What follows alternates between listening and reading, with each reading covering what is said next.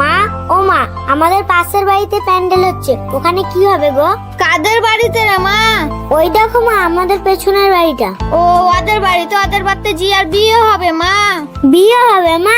আমি ওই বাড়িতে খাবো, আমি অনেকদিন ধরে গোস্ত খাইনি। আচ্ছা ঠিক আছে মা, খেয়ে আমরা তো প্রতিবেশী, আমাদেরকে নিশ্চয়ই নিমন্ত্রণ করবে। আচ্ছা ঠিক আছে মা, আমরা বিয়ের দিন সবাই মিলে খেতে যাব। ঠিক আছে মা।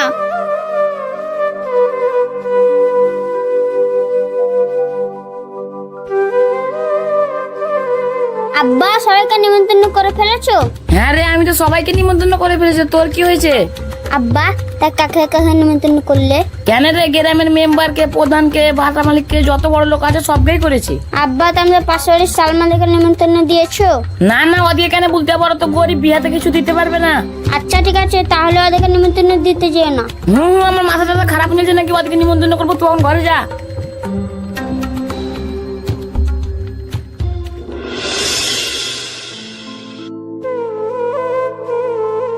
ওই আব্বা, তাড়াতাড়ি রেডি হও, সবাই মনে হয় প্যান্ডেলে ঢুকে গেল, তোমারই এখনো রেডি হওয়া হলো না।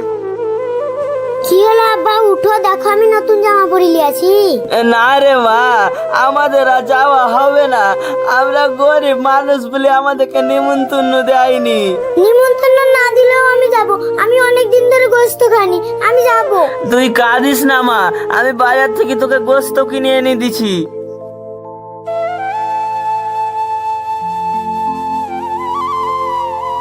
ওগো, কয়টা টাকা দাও না। এই দেখো আমার মেয়েটা কাঁদছে, ওকে বাজার থেকে গোস্ত কিনে এনে দি। টাকা আর কোথায় পাবো? দেখো ঘরে 50টা টাকা ছিল, চাল ডাল নিয়ে এলাম, আর 1টা টাকাও নাই। কি আর করবো রে মা, এটা 50টা টাকা ছিল, চাল কিনে নিয়ে আসছে, আরে 1 টাকাও নাই।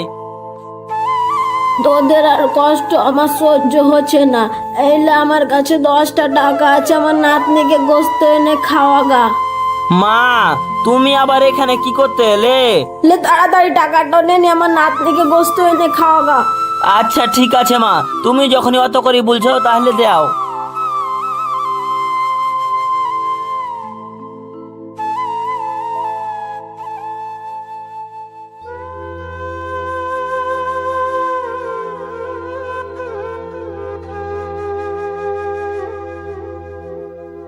ভাই, বলছি যে আমাকে 10 টাকার মাংস দাও কেন? হেই, 10টার কোনো মাংস হবে না, যাও বাড়ি যাও। হ্যাঁ, 1 পিস 2 পিস যা হবে তাই দাও না ভাই, আমার মেয়েটা মাংস খাওয়ার লেগে কাঁদছে। আমি বললাম তো, তুমি শুনতে পেলে না? 500 নিচে কোনো মাংস বিক্রি হয় না। ভাই, তোমার হাতে ধরছি, আমার মেয়ে মাংস খাওয়ার জন্য কাঁদছে, 1 পিস হলেও দাও। তুমি বার হবে না, তোমাকে লাত মেরে বাইর করবো। চলো হটা এখান থেকে।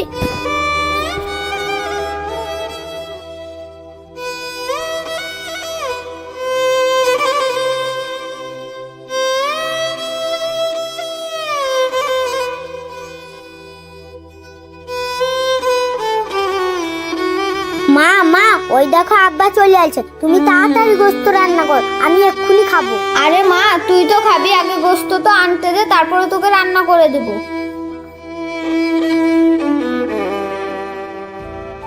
কই গো, গোস্ত পেয়েছো?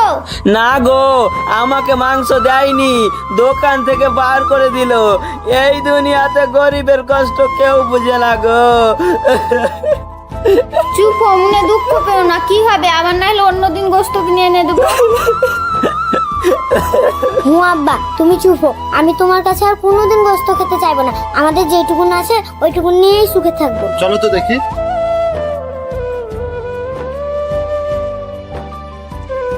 আমি ওইখান থেকে তোমাদের সব শুনতে পেয়েছি, তোমাদের কি অসুবিধা হচ্ছে আমি সব বুঝতে পেরেছি। তোমরা একটু দাঁড়াও, তোমাদের ব্যবস্থা করছি। আরে মোড়ল সাহেব, আপনি আপনি আমাদের বাড়িতে কখন এলেন? এই মোড়ল সাহেবকে বসতে দাও। আরে না না, তোমাকে অত ব্যস্ত হতে হবে না, তোমার ভালোর জন্য আমি এসেছি। এই জিয়া, তোমার আব্বাকে ডেকে আনো। ঠিক আছে মোড়ল সাহেব, তাহলে আমি আব্বাকে ডেকে নিয়ে আসছি।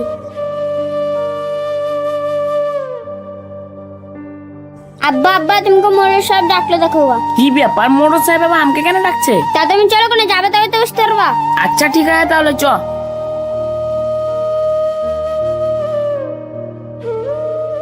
হ্যাঁ হ্যাঁ মোড়ল সাহেব বলেন আমাকে কিসের জন্য ডেকেছেন? হ্যাঁ আমি ডেকেছি, বলো তো আমি তোমাদের কে হই? আপনি আমাদের কেউ নাই, গ্রামের মোড়ল সাহেব সম্মানিত ব্যক্তি। ও তা এ লোকগুলা কে হয় তোমার? কেন আর আমাদের কি হবে? আর আমাদের পাড়া প্রতিবেশী।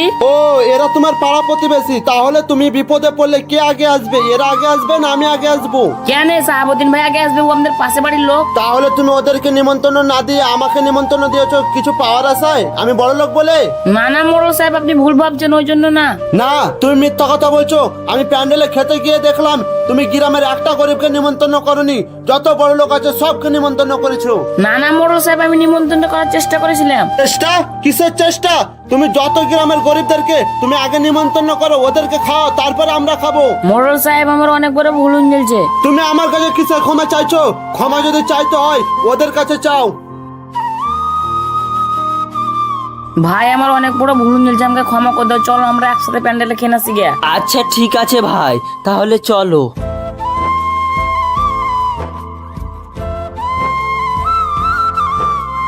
বলে না যার কেউ নাই তার আল্লাহ আছে। এখনো এই যুগে এরকম মানুষ আছে যে একটা নিমন্ত্রণের আশায় বসে থাকে। ও গো, তুমি এখানে বসে কি করছো? কি করবো আবা, আমার তো কাজ কাম কিছু নাই, বসে বসে সংসারের কথা ভাবছি। ও তা ঘরে চাল ডাল যে কিছুই নাই? এ, চাল ডাল নাই তা আমি কি করবো? কেনে তুমি যে বললি সংসারের কথা ভাবছি, সংসারের কথাই ভাবছি। তাহলে কেন বলছো যে আমি কি করব? এই তোকে যে আমি অত চাল ডাল কিন দিলাম, তা তুই সব কি করলি? কি করব আব্বা, সব ফুরিন জ্বলছে। কেনে তোকে যে 100 চাল 100 ডাল এনে দিলাম, তা সব ফুরি গেল? ও তাহলে তুমি খাবার খাও না? খাবার খেয়ে তুমি তাহলে খাওয়ার টাইমে খেয়ে নিবে, আনার টাইমে কিছু লয়? আচ্ছা ঠিক আছে, তাইলে কি লাগবে বল। তোমার কাছে যদি পয়সাই নাই তাহলে 1 কেজি পেঁয়াজ আনিও। এই 1 কেজি পেঁয়াজ সব ফুরি গেল? তা ফুরাবে না? এই তুই তো তরকারি রাঁধিসনি, তাও 1 কেজি পেঁয়াজ সব ফুরি গেল? তরকারির সাথে সাত কি সব আলু সানতে পেঁয়াজ শেষ। ঠিক আছে, কাল আলু সানাতে পেঁয়াজ দিবি না, শুধু নুন তেল দিন সানবি। ঠিক আছে, কাল আলু সানাতে পেঁয়াজ দেবে না, তুমি শুধুই খেও। সবার বাড়িতে থাকবো না, তুই থাক একলাই। ও মা গো, নাই রে মাজা, নাই রে বাজা। ওগো তোমার কি হলো গো? তুমি কি করে পড়লা গো? তুমি কি করে পড়লা? ওরে মারে মাজা নাই। ওগো তুমি কি করে পড়ে গেলা? আমার মাজা নাই রে, তুই আমাকে বাঁচা, আমি আর পারি না। তাহলে তুমি চলো ডাক্তারের বাড়ি। ডাক্তারের বাড়ি যাই আমি কি করব? ডাক্তারের বাড়ি গেলে সব ভালো হয়ে যাবে, তাড়াতাড়ি চলো। ঠিক আছে তাইলে চ।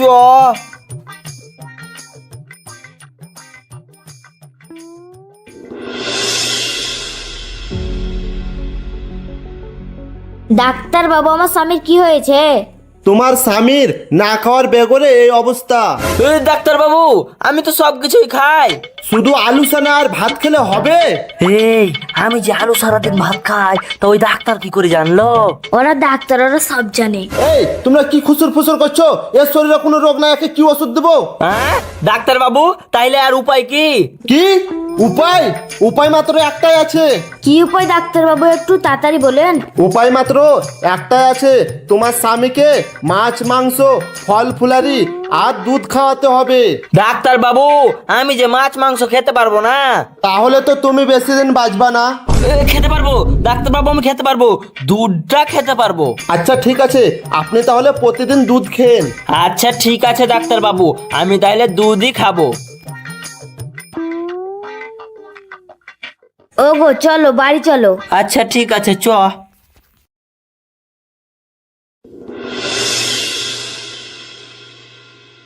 কই রে, আমাকে 1 গ্লাস দুধ দে।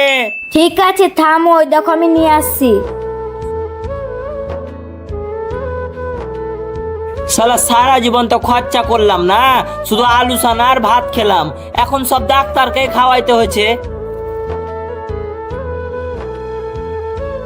এই দাও তোমার দুধ। কই দাও খাই। ওগো তোমার শরীরটা কেমন লাগছে?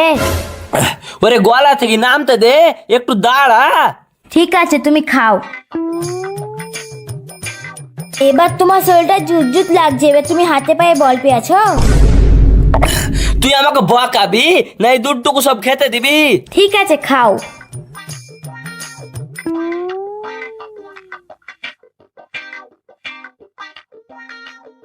ও গো, তোমার হাতে পায়ে বল এলো, তুমি তো দুধটুকু সব খেয়ে নিলা। আমাকে তো জালিন খেলো রে, দুধটুকু আমাকে শান্তিতে খেতে দেয় না, তোর কিছু বলেছে ইত্যাদি। ওগো কে কোথায় আছো গো, বাঁচাও গো, আমাকে মেরে ফেললো গো, মেরে ফেললো। ওই ছোড়া, তুই তোর বউকে মারছি কেন রে? তুই তো এক্ষুনি অসুস্থ ছিলি। শালা মাথাটা খারাপ করে দিছে একবারে।